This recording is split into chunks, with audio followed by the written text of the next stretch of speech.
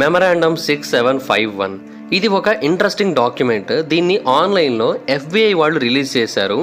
And దీని గురించి తెలుసుకుంటూ ఉన్న కొద్దీ మనకి చాలా ప్రశ్నలు పడుతున్నాయి, చాలా రకాల మిస్టరీలు బయటకు వస్తున్నాయి.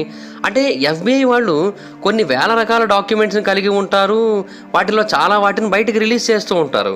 బట్ వాళ్ళు ఎన్ని రిలీజ్ చేసినప్పటికీ వాటన్నిటిలోకి ఇదే చాలా ప్రత్యేకంగా కనబడుతోంది. దానికి రీజన్ ఏంటంటే దీంట్లో ఉన్న వేరే విశ్వానికి సంబంధించిన జీవుల గురించి ఉన్న అద్భుతమైన ఇన్ఫర్మేషన్ కానీ, అడ్వాన్స్డ్ టెక్నాలజికల్ అడ్వాన్స్మెంట్స్ గురించి ఉన్న ఇన్ఫర్మేషన్ కానీ, ఇంట్రూగింగ్ గేట్వేస్ అంటే ఒక డైమెన్షన్ నుంచి ఇంకొక డైమెన్షన్కి వెళ్ళడానికి మార్గాలుగా చెప్పబడే వాటి గురించి ఉన్న ఇన్ఫర్మేషన్ కానీ, దీంట్లో ఉన్న ప్రతి ఒక్క విషయం కూడా చాలా ఆశ్చర్యాన్ని కలగజేస్తూ ఉంటుంది.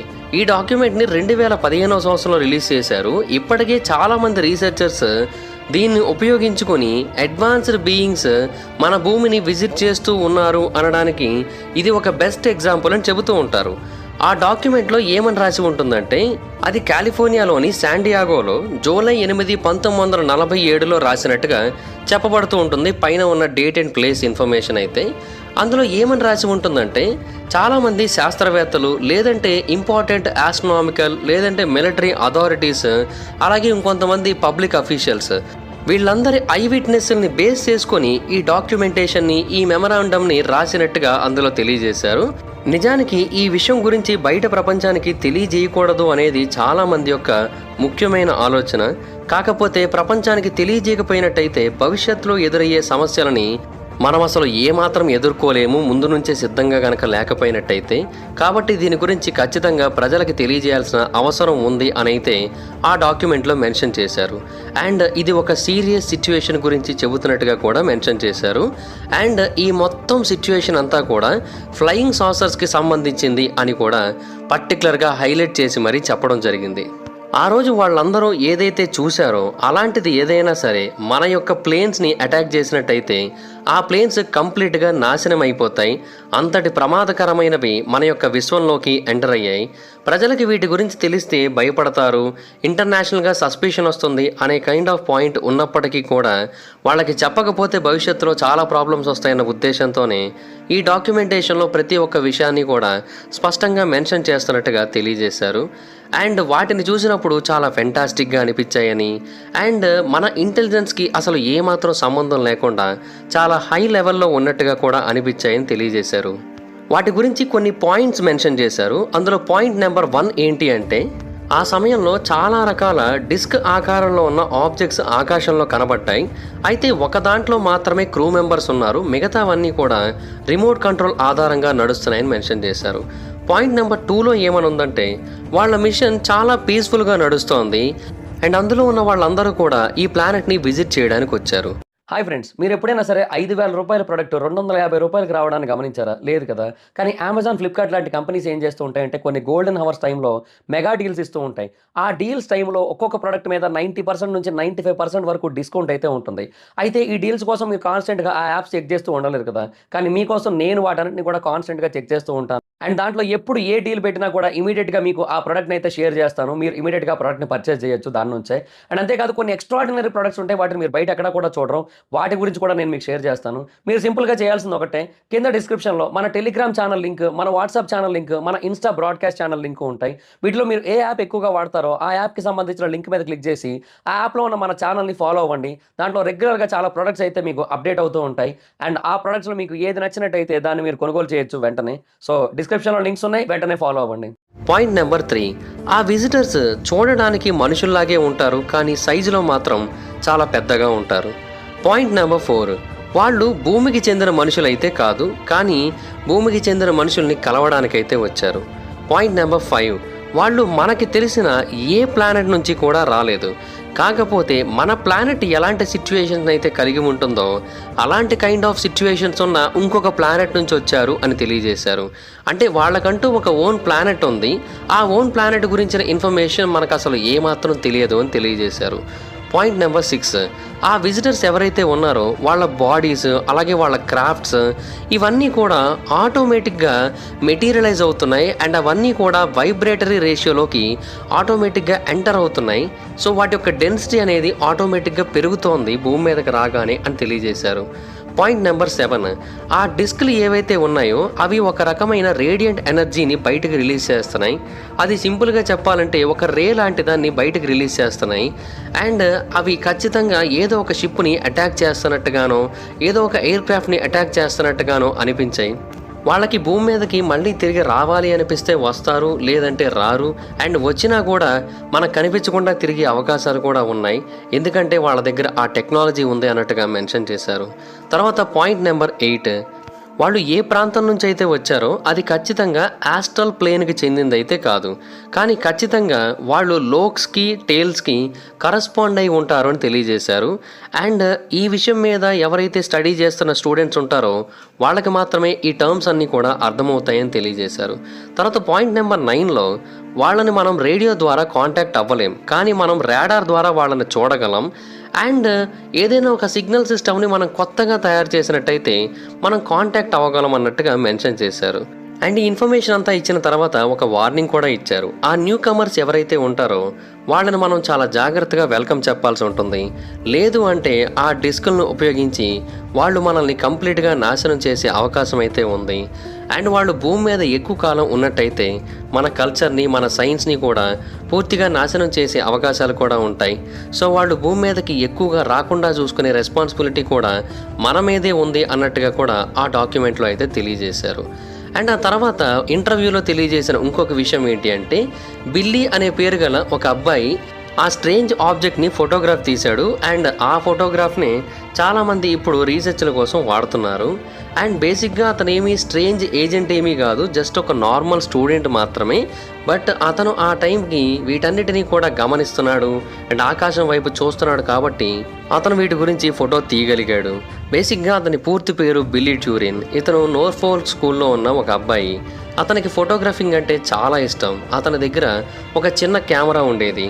అతన్ని ఆగస్ట్ 8, 1947న ఒక స్పెషల్ ఏజెంట్ ద్వారా ఇంటర్వ్యూ చేసి ఈ ఒరిజినల్ నెగిటివ్ని తీసుకోవడం జరిగింది. ఒరిజినల్ నెగిటివ్ని యాక్చువల్గా మిస్టర్ బ్రౌన్ అనే ఒక ఫోటోగ్రాఫ్మెన్ సర్వీస్ పర్సన్ తీసుకున్నాడు. బిల్లీకి అతనికి మధ్య ఒక అగ్రిమెంట్ జరిగింది. అంటే మిస్టర్ బ్రౌన్ దీన్ని ఎక్కడైనా కమర్షియల్గా వాడినట్టయితే దాని ద్వారా ఏవైతే ప్రాఫిట్స్ వస్తాయో దాన్ని మిస్టర్ బ్రౌన్ బిల్లీ ఇద్దరు షేర్ చేసుకునేటట్టుగా వాళ్ళిద్దరూ డీల్ చేసుకున్నారు. మిస్టర్ బ్రౌన్ దాన్ని తీసుకున్నాడు. ఆ తర్వాత దాన్ని స్పెషల్ ఏజెంట్స్కి అయితే ఇచ్చాడు. తర్వాత చాలా కమర్షియల్ ఫిల్మ్స్లో, న్యూస్ పేపర్స్లో ఈ ఇమేజ్ అయితే వచ్చింది. ఆగస్టు 1947 నాటికి చాలా చోట్ల ఆ ఇమేజ్ని వాడినప్పటికీ కూడా బిల్లీకి ₹1 కూడా రాలేదు.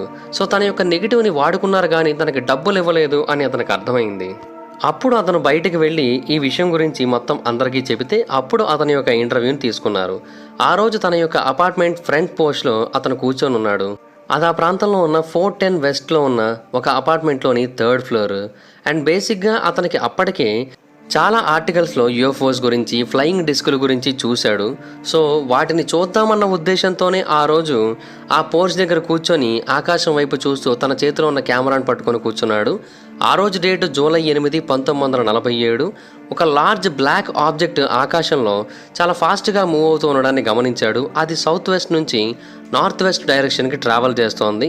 అండ్ దాని వెనక 2 చిన్న ఆబ్జెక్ట్స్ కూడా ఉన్నాయి. అవి కూడా సేమ్ డైరెక్షన్లోనే ట్రావెల్ చేస్తున్నాయి. అండ్ బిల్లీ ఏమని చెప్పాడంటే అవి చాలా ఫాస్ట్గా మూవ్ అవుతున్నాయి. అవి ఎంత ఫాస్ట్గా మూవ్ అవుతున్నాయి అంటే ఒక నార్మల్ ఏరోప్లేన్ ఎప్పుడు కూడా అంత ఫాస్ట్గా వెళ్ళలేదు. నార్మల్ ఏరోప్లేన్ వెళ్ళేదానికంటే 3 రెట్లు ఎక్కువ ఫాస్ట్గా వెళ్తున్నాయని తెలియజేశారు. అండ్ అంతేకాకుండా ఒక సిటీ మీద ఏరోప్లేన్స్ బేసిక్గా అంత ఎత్తులో ప్రయాణించవు, కానీ ఒక సిటీ మీద ప్రయాణించే దానికంటే చాలా ఎక్కువ ఎత్తులో ఇవి ప్రయాణిస్తున్నాయని కూడా బిల్లీ తెలియజేశాడు. సో సింపుల్గా చెప్పాలంటే క్లౌడ్స్ కంటే పై భాగంలో ట్రావెల్ చేస్తున్నాయి అని అయితే తెలియజేశాడు. సో ఆ బ్లాక్ ఆబ్జెక్ట్స్ గురించి అంతకు మించి పూర్తిగా తెలియజేయలేకపోయాడు. కాకపోతే ఏంటంటే అవి చాలా దూరం నుంచే వెళ్ళాయి, భూమికి దగ్గరగా అయితే వెళ్ళలేదని తెలియజేశాడు. ఆ తర్వాత తన దగ్గర ఉన్న చిన్న కెమెరాని ఓపెన్ చేసి దాన్ని క్యాప్చర్ చేశాడు. దీన్ని క్యాప్చర్ చేయడానికి అతనికి సుమారుగా 20 సెకండ్ల టైం అయితే పట్టింది. ఆ టైంకి ఆ డిస్కులు ఎగ్జాక్ట్గా అతని యొక్క అపార్ట్మెంట్ పై భాగంలో ఉన్నాయి. సో చాలా పర్పెండిక్యులర్గా కనబడ్డాయి అతనికి. ఇన్ఫ్యాక్ట్ మనకి ఆ ఫోటోగ్రాఫ్లో ఆ ఆబ్జెక్ట్ కూడా డిస్క్ ఆకారంలో కాకుండా వేరే ఆకారంలో కనబడడానికి అదే రీజన్ అని కూడా అతనైతే తెలియజేశాడు.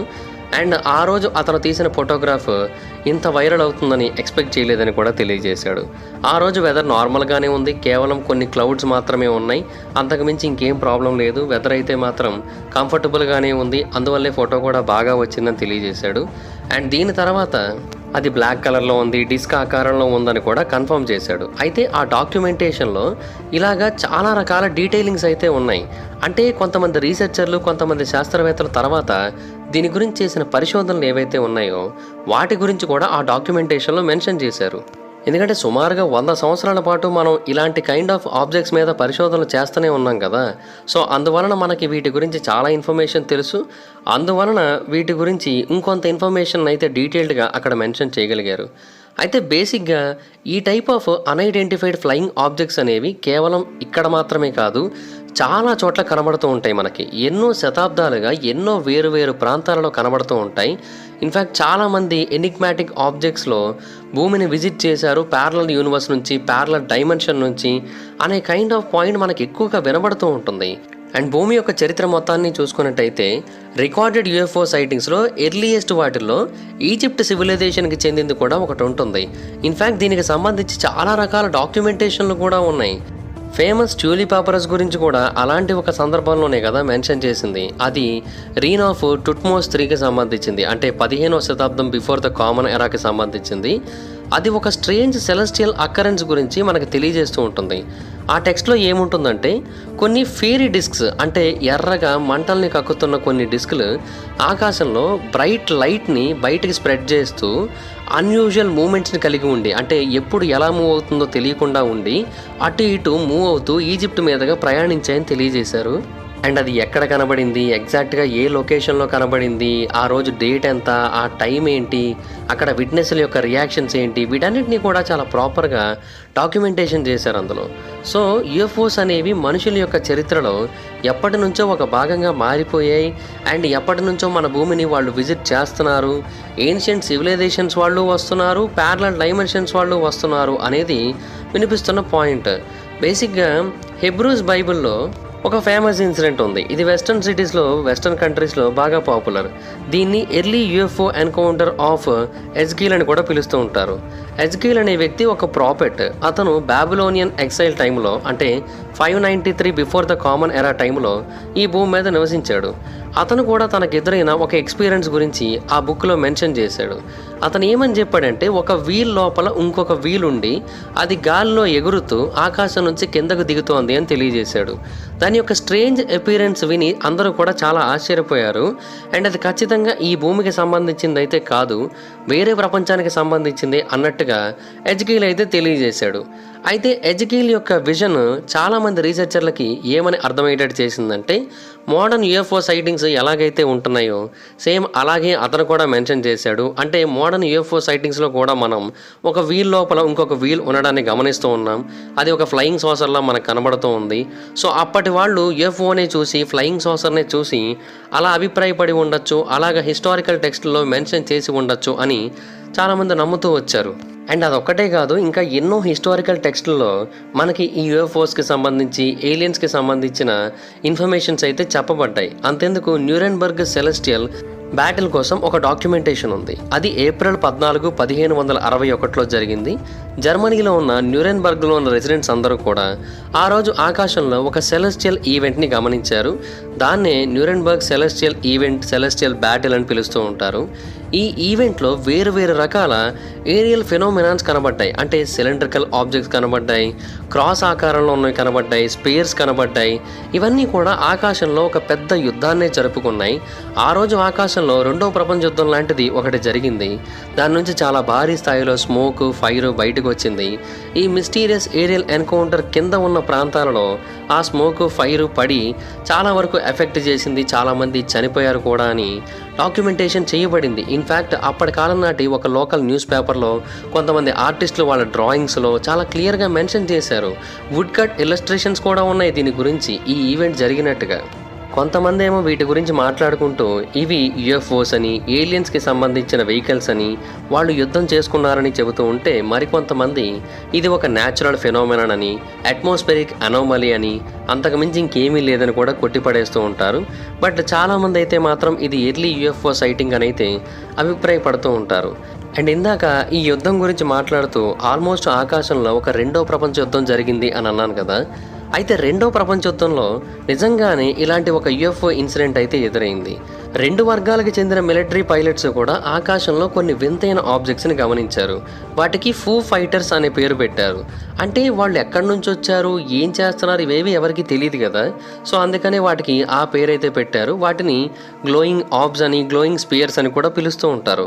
అంటే ఆ ఎయిర్ క్రాఫ్ట్స్ అన్నీ కూడా చాలా ఎక్స్ట్రాడినరీ స్పీడ్ని కలిగి ఉన్నాయి, ఎక్స్ట్రాడినరీ మాన్యువర్స్ని, అంతేకాకుండా వింత వింత లైట్స్ని కూడా కలిగి ఉన్నాయి. వాటిని చూసిన వాళ్ళందరూ ఆశ్చర్యపోయారు. అలైడ్ ఫోర్సెస్ కానీ, యాక్సిస్ ఫోర్సెస్ కానీ అందరూ చూశారు వాటిని చూసిన వాళ్ళందరికీ ఒక్కటే ప్రశ్న, అవి ఏంటి, ఎక్కడి నుంచి వచ్చాయి, ఏ పర్పస్ మీద వచ్చాయి, మన దేశానికి చెందినవా లేదంటే శత్రు దేశానికి చెందినవా? శత్రు దేశానికి చెందినవైతే మనల్ని ఏదో ఒకటి చేయాలి, కానీ చేయట్లేదు. మన దేశానికి చెందినవైతే శత్రు దేశ విమానాలను ఏదో ఒకటి చేయాలి, వాటిని కూడా ఏమీ చేయట్లేదు. మరి ఏంటివి? కొంతమంది ఏమో ఇది ఒక న్యాచురల్ అట్మాస్ఫెరిక్ ఫెనోమెనాన్ అన్నారు. కొంతమంది ఏమో ఇది ఒక సీక్రెట్ మిలిటరీ టెక్నాలజీ, ఎవరికీ తెలియకుండా అన్నేళ్ల వరకు దాన్ని దాచి ఉంచి రెండో ప్రపంచ యుద్ధం టైంలో దాన్ని బయటకు తీశారు అని చెప్పారు. బట్ చాలామంది అయితే మాత్రం ఇది ఎర్లీ యుఎఫ్ఓ సైటింగ్స్లో ఒకటి అని అయితే అభిప్రాయపడుతూ ఉంటారు. ఎందుకంటే యుఎఫ్ఓ సైటింగ్స్ అనేవి ఇప్పటి కాలం నాడు కాదు కదా, ఎప్పటి నుంచో మనకు కనబడుతూనే ఉన్నాయి. ఏన్షియంట్ సివిలైజేషన్స్లో, రిలీజియస్ టెక్స్ట్లో, హిస్టారికల్ రికార్డ్స్లో, మిలిటరీ ఆర్కైవ్స్లో అన్నిట్లోని మనకి కనబడుతూ ఉంది. అండ్ అన్ని చోట్ల కూడా ఆల్మోస్ట్ ఇలాగే కనబడుతూ ఉంది. సో ఇక్కడ కనబడ్డవి కూడా ఈ ఫూ ఫైటర్స్ కూడా unidentified aerial phenomena, unidentified flying ఆబ్జెక్ట్సే, ఫ్లయింగ్ సాసర్సే అనైతే కొంతమంది అభిప్రాయపడుతూ ఉంటారు. వీటి గురించి పూర్తిగా తెలుసుకున్నట్టయితే మన కాస్మోస్ గురించి మనం పూర్తిగా తెలుసుకునే అవకాశం ఉందని అయితే చాలామంది నమ్ముతూ ఉంటారు. ఇప్పటికీ కూడా వీటికి సంబంధించిన స్కెప్టిసిజం, డిబేట్స్ అలా నడుస్తూ ఉంటాయి. వీటికి సంబంధించిన ఎగ్జాక్ట్ ఆధారాన్ని ఎవరు కూడా సమర్పించలేకపోతూ ఉంటారు. సో యుఎఫ్ఓ మిస్టరీస్లో ఇది వన్ ఆఫ్ ది బిగ్గెస్ట్ మిస్టరీగా నిలిచిపోయింది. ఇప్పటికీ కూడా చాలామంది దీన్ని స్టడీ చేస్తూనే ఉన్నారు. చూడాలి మరి ఎప్పటికైనా సరే దీని యొక్క మిస్టరీ వీడుతుందా, ప్యారలల్ డైమెన్షన్ నుంచి, వేరే యూనివర్స్ నుంచి మన భూమిని విజిట్ చేయడానికి చాలామంది వస్తున్నారు అని చెబుతున్న కొంతమంది మాట వాస్తవమేనా? ఆ ఎఫ్బిఐ డాక్యుమెంట్ మనకి ఏదైతే ఇన్ఫర్మేషన్ ఇచ్చిందో అదైతే మాత్రం క్లియర్గా ప్యారలల్ డైమెన్షన్ నుంచి చాలామంది భూమిని విజిట్ చేస్తున్నారు అని మనకి తెలియజేస్తూ వస్తోంది. ఒకవేళ అదే కనుక నిజమైనట్టయితే ప్యారలల్ యూనివర్స్లో ఉన్న వాళ్ళలో ఎవరితోనైనా మన భూమి మీద ఉన్న ఏదైనా ఒక గవర్నమెంట్ లేదంటే గవర్నమెంట్ అఫీషియల్స్ కాంటాక్ట్లో ఉన్నారా? ఉన్నట్టయితే వాళ్ళు ఎవరు? అండ్ వాళ్ళు ఏ ఉద్దేశంతో కాంటాక్ట్లో ఉన్నారు? ఇలాంటి ఎన్నో ప్రశ్నలు అయితే ఉన్నాయి. కానీ వీటి దేనికి కూడా జవాబు అయితే లేదు మన దగ్గర. ఎందుకంటే ఆ డాక్యుమెంటేషన్లో ఉన్న ఇన్ఫర్మేషన్ జెన్యూన్ అని చెప్పగలం, కానీ దాన్ని కళ్ళతో చూసిన వాళ్ళు ఎవరు ఇప్పుడు మన ముందు లేరు కదా. అందువలన ఇప్పుడు దాన్ని ఎవరు కూడా పూర్తి స్థాయిలో ప్రూవ్ చేయలేకపోతున్నారు. సో మీరేమనుకుంటున్నారు ఆ డాక్యుమెంట్లో ఉన్న ఇన్ఫర్మేషన్ గురించి? ప్యారలల్ యూనివర్స్లో ఉన్నవాడు నిజంగానే మన విశ్వంలోకి వస్తున్నారు అనుకుంటున్నారా? ఆ డాక్యుమెంట్లో ఉన్నదంతా నిజమే అనుకుంటున్నారా? మీ అభిప్రాయం ఏంటో కింద కామెంట్ సెక్షన్లో చెప్పండి. So that's it guys, thanks for watching the video. ఈ వీడియో కనుక మీకు నచ్చినట్టయితే లైక్ చేయండి, ఈ వీడియోని షేర్ చేయండి. ఇప్పటివరకు ఎవరైనా మన ఛానల్ని సబ్స్క్రైబ్ చేసుకోకపోతే ఇప్పుడే సబ్స్క్రైబ్ చేసుకోండి. పక్కనే ఉన్న బెల్ ఐకాన్ క్లిక్ చేసి ఆల్లో పెట్టుకోండి. నా ఫర్దర్ వీడియోస్ మిస్ అవ్వకుండా చూడొచ్చు. చాలామంది చూస్తున్నారు కానీ సబ్స్క్రైబ్ చేసుకోవట్లేదు. So please try to subscribe and click the bell icon also. నా ఇన్స్టాగ్రామ్ ఐడి జబర్దస్త్ మహీధర్, మీరు అక్కడ కూడా వచ్చినట్టు ఫాలో అవ్వచ్చు. Thank you so much guys. Bye bye. No meter next video. Bye bye. Hi friends, మీరు ఎప్పుడైనా సరే 5,000 రూపాయల ప్రోడక్ట్ 250 రూపాయలకి రావడాన్ని గమనించారా? లేదు కదా. కానీ అమెజాన్, ఫ్లిప్కార్ట్ లాంటి కంపెనీస్ ఏం చేస్తూ ఉంటాయంటే కొన్ని గోల్డెన్ హవర్స్ టైంలో మెగా డీల్స్ ఇస్తూ ఉంటాయి. ఆ డీల్స్ టైంలో ఒక్కొక్క ప్రోడక్ట్ మీద 90% నుంచి 95% వరకు డిస్కౌంట్ అయితే ఉంటుంది. అయితే ఈ డీల్స్ కోసం మీరు కాన్స్టెంట్గా ఆ యాప్స్ చెక్ చేస్తూ ఉండలేరు కదా. కానీ మీకోసం నేను వాటన్నిటిని కూడా కాన్స్టెంట్గా చెక్ చేస్తూ ఉంటాను. అండ్ దాంట్లో ఎప్పుడు ఏ డీల్ పెట్టినా కూడా ఇమీడియట్గా మీకు ఆ ప్రోడక్ట్ని అయితే షేర్ చేస్తాను. మీరు ఇమీడియట్గా ఆ ప్రోడక్ట్ని పర్చేస్ చేయొచ్చు దాని నుంచే. అండ్ అంతేకాదు కొన్ని ఎక్స్ట్రాడినరీ ప్రొడక్ట్స్ ఉంటాయి, వాటిని మీరు బయట ఎక్కడ కూడా చూడరు. వాటి గురించి కూడా నేను మీకు షేర్ చేస్తాను. మీరు సింపుల్గా చేయాల్సింది ఒకటే, కింద డిస్క్రిప్షన్లో మన టెలిగ్రామ్ ఛానల్ లింక్, మన వాట్సాప్ ఛానల్ లింక్, మన ఇన్స్టా బ్రాడ్కాస్ట్ ఛానల్ లింక్ ఉంటాయి. వీటిలో మీరు ఏ యాప్ ఎక్కువగా వాడతారో ఆ యాప్కి సంబంధించిన లింక్ మీద క్లిక్ చేసి ఆ యాప్లో ఉన్న మన ఛానల్ని ఫాలో అవ్వండి. దాంట్లో రెగ్యులర్గా చాలా ప్రొడక్ట్స్ అయితే మీకు అప్డేట్ అవుతూ ఉంటాయి. అండ్ ఆ ప్రొడక్ట్స్లో మీకు ఏది నచ్చినట్టయితే దాన్ని మీరు కొనుగోలు చేయొచ్చు వెంటనే. సో డిస్క్రిప్షన్లో లింక్స్ ఉన్నాయి, వెంటనే ఫాలో అవ్వండి.